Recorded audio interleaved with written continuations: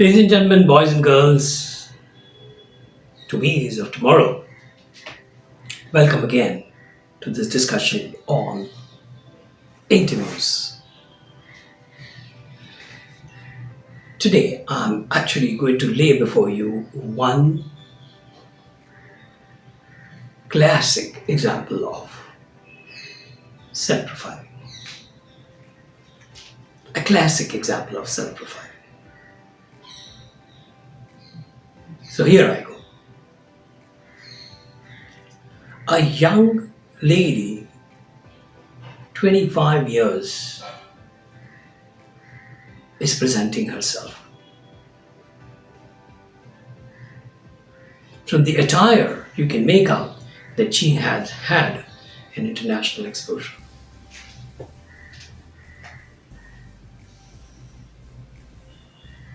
Here she goes. Hello, sir. I'm Lucy Gravel. I'm from Kenya. I studied in India till grade 8. I studied at Patiala. My father decided to shift to Kenya for his restaurant business. So eventually, we obtained citizenship of Kenya. Now I'm seeking employment in India because I'm getting married in India.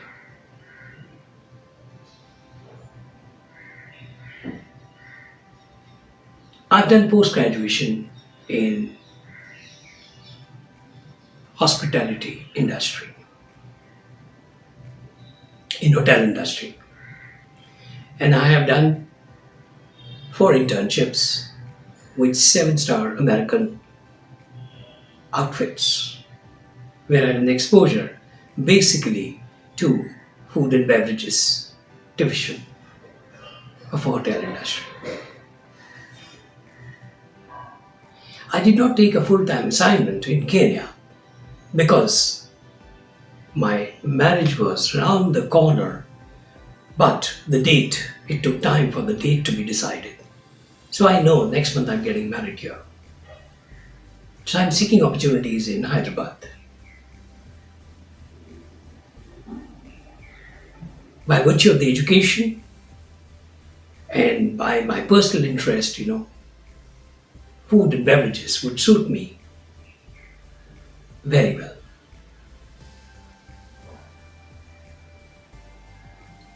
I came back to India 15 days ago and I am into serious discussion with a major food chain. But still, I came to talk to you to explore better opportunities if at all there. If either of these two do not materialize, I have a choice to work as a semi-entrepreneur with my father's friend who has set up a restaurant in Hyderabad. So I did post-graduation in hotel management from a British university. I worked as interns in 4 7-star hotels, all the American outfits. I came back to India about a fortnight back and ever since started searching for opportunities. One major food chain is about to decide on my case, but I'm here in front of you to explore if there is any better possibility. If either of these two things do not materialize, I would probably work as an entrepreneur in my father's friend's restaurant in Hyderabad.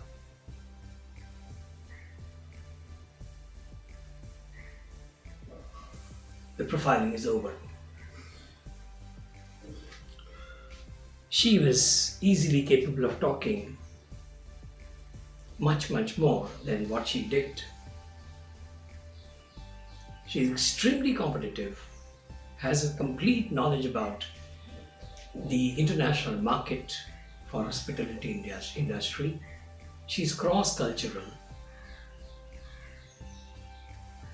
Uh, she is well structured in her communication. From the communication, one can bring out a flow, a direction of what the next thing she's going to say, or what the next thing to expect from her.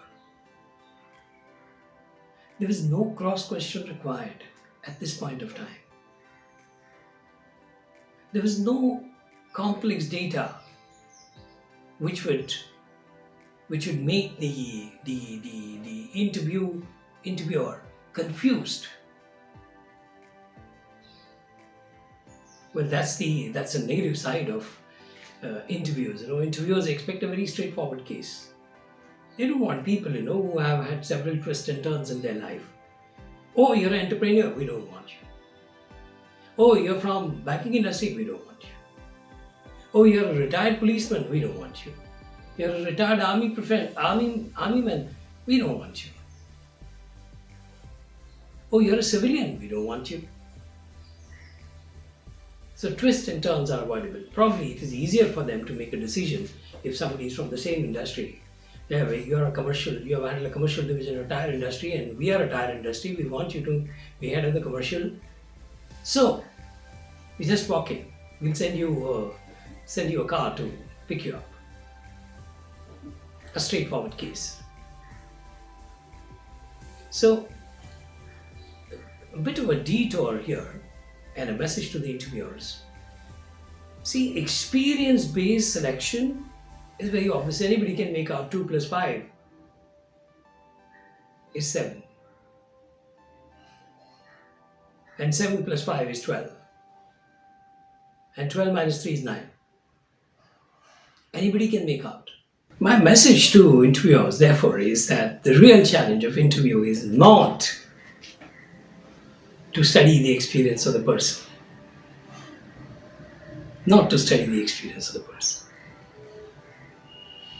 But it is to assess the future value of the person. Future value of the person. Look at this little girl, 25 years. She knows her value. She's trying to trade her value. Very, very professionally. The reference of the father's business, the father's friend's business is very critical. It's very critical. It shows that she is likely to be a woman who belongs to this industry. And an international exposure. Suppose she's seeking job in Hyderabad. She is seeking job in Hyderabad. It's obviously a benefit for the organization because she is now getting international culture. She studied in British University and she worked with 7 American organizations.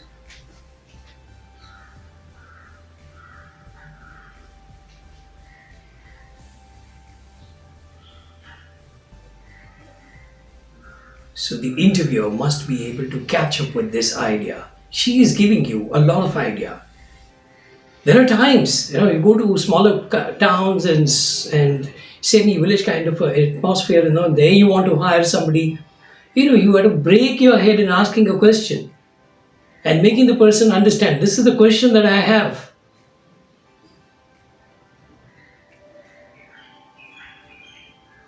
Once I had an occasion to interview somebody for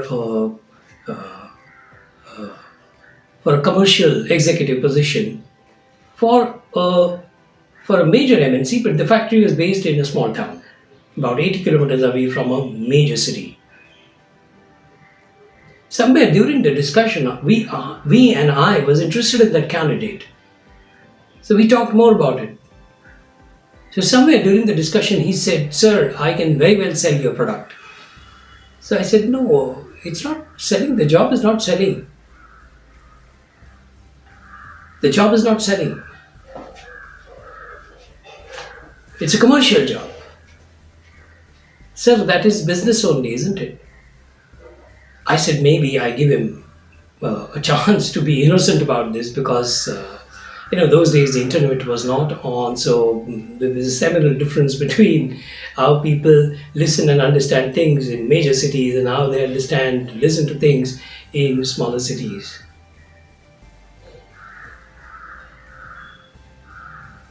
So a good patriot has to own the problems of our society, isn't it? So I went still with the next thing with him. I told him it's not selling, and commercial doesn't mean only selling. It could mean so many other things. But sir, I know your product. I was surprised how he knows the product because this was actually selling OEMs, so very to industries, original equipment manufacturers. They were selling to large industries, process industries. So it is unlikely that this young boy will know what the product. So I said, "Come on, how do you know?" Sir, I know.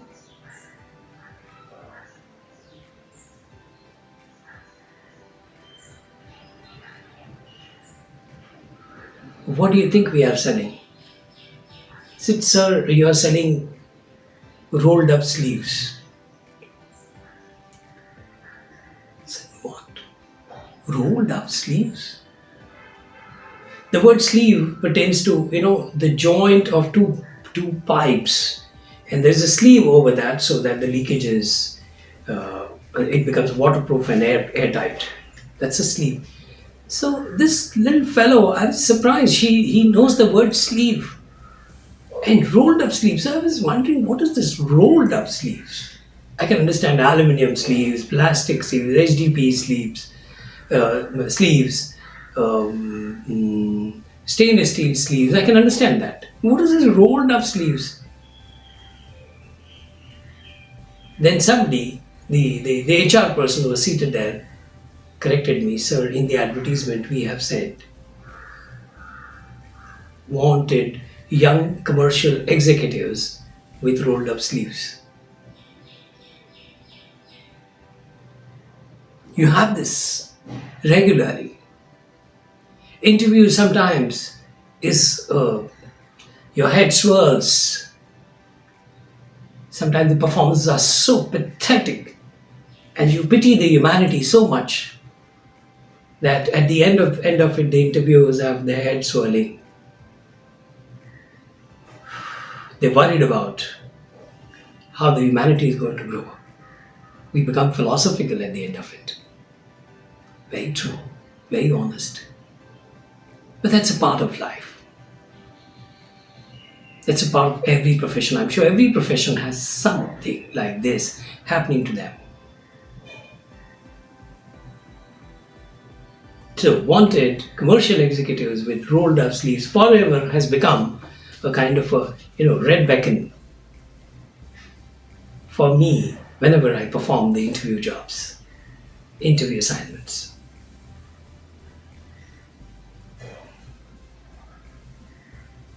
So, profiling comes in all kinds of ways, all kinds of suggestions.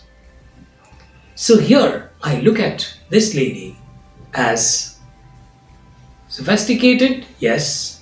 International exposure, yes. Competitive, yes. Hardworking, yes. She's particularly underweight. Hardworking, yes. Determined, yes. Despite her physical appearance not being so weighty, not being so powerful, she can easily win the hearts of people and make them work for the organization. She has commitment to the service. She is very simple, very humble.